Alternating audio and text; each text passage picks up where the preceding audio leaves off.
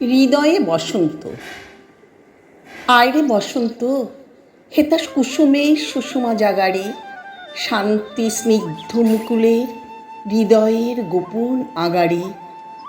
হৃদয়ে বসন্ত করা নারী ওই, বসন্ত এসে গেছে।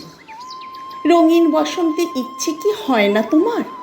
ডানা মেলে উড়ে, হাতে হাত ধরে দুজনে একান্তে একটু ঘুরি।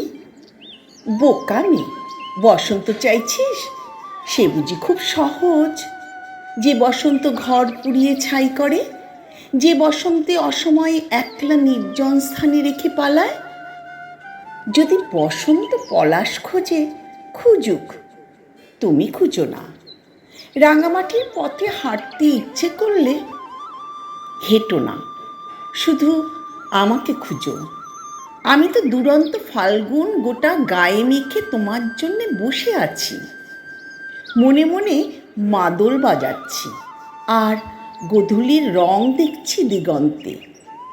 যদি বসন্ত তোমাকে ডাকে, ডাকুক, তুমি যেও না। আকাশে চাঁদ আছে কি নেই কিচ্ছু জানি না, কিচ্ছু জানি না আমি। শুধু বসন্ত জানি, আর জানি তোমাকে।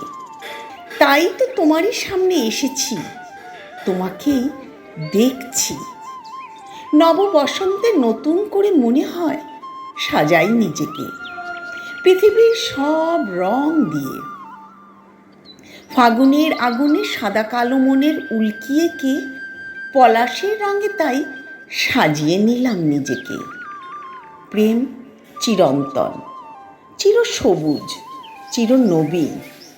সবুজে সবুজে ঢাকা চির বসন্ত হয় না কখনো প্রবীণ।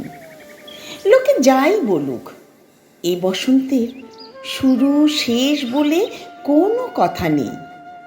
কিন্তু যার চোখ যেমন দেখে তারে তেমনই। প্রেম কখনো বয়স মানে না, ভাবে না কালের কথা। বসন্তের ঝিরঝিরে দক্ষিণা বাতাস, শিমুল পলাশের হাতছানি ডাক, বসন্তের ভোরের আলোর পাখি, রাঙিয়ে দেওয়া আবির, ওই দূরের মেঠো পথের ওপর লাল পলাশের গালিচা, সে তো ক্ষণিকের। তারপর সারা জীবন কিসের উষ্ণতায় বাঁচবি মেয়ে? তবুও বসন্ত আসে যায়, রাঙিয়ে দিয়ে মনকে আমার তোমার। তাকে এড়িয়ে যাব এমন সাধ্য কি আছে আমার? তাই তো দেখছি ভরসার মতো করে, কান্নার মতো করে, স্পর্ধার মতো করে, ইচ্ছের মতো করে শুধু তোমাকেই দেখছি। অথচ আমি নিজেকেই দেখাতে এসেছিলাম এই বসন্ত সন্ধ্যায়। শেষ হলো কবিতা কোলাজ হৃদয়ে বসন্ত। পাঠ এবং পরিকল্পনায় আমি স্বপ্না দত্ত চৌধুরী।